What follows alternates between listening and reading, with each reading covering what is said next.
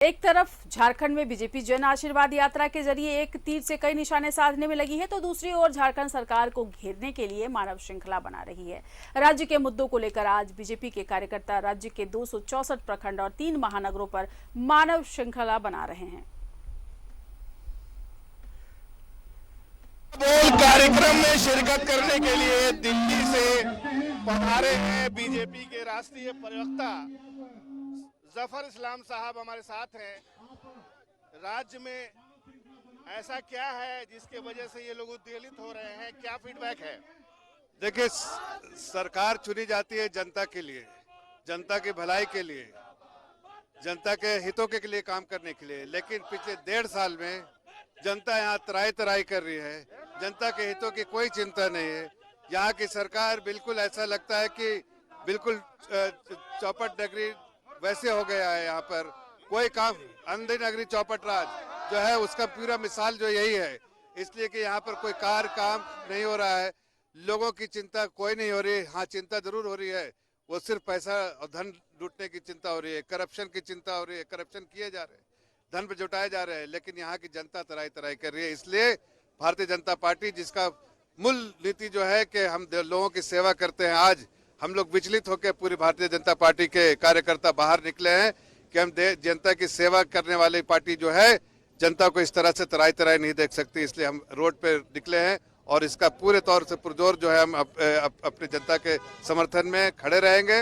और यहाँ जो हेमंत सरकार, जो लूटपाट की सरकार है, जो सिर्फ परिवारवाद कर रही है, उसके खिलाफ हम जितना जद्दोजहद कर सकते करेंगे। हल्ला बोल कार्यक्रम में शिरकत। आप बताइए, आप तो राज्य में नेतृत्व कर रहे हैं पार्टी का, क्या स्पेसिफिकली कहाँ लैग कर रही है सरकार? देखिए, आज पूरे प्रदेश में 268 स्थानों पर, सभी प्रखंडों पर आज मानव श्रृंखला लगा करके इस राज्य की सरकार, निरंकुश सरकार, विकास विरोधी सरकार, लूट खसोट करने वाली सरकार, गरीबों के खिलाफ काम करने वाली सरकार और खनिज संपदा की तस्करी करने वाली सरकार, आदिवासी विरोधी सरकार, महिला विरोधी सरकार और किसान विरोधी सरकार और नौजवान विरोधी सरकार के खिलाफ आज भारतीय जनता पार्टी के कार्यकर्ता सड़कों पर उतरे।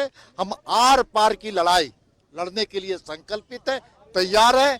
अब इनको कुंभकर्णी निद्रा में हम सोने नहीं देंगे और इनके लूटपाट से पूरी झारखंड की जनता तबाह है। इस पर हम अंकुश लगाने का काम करेंगे।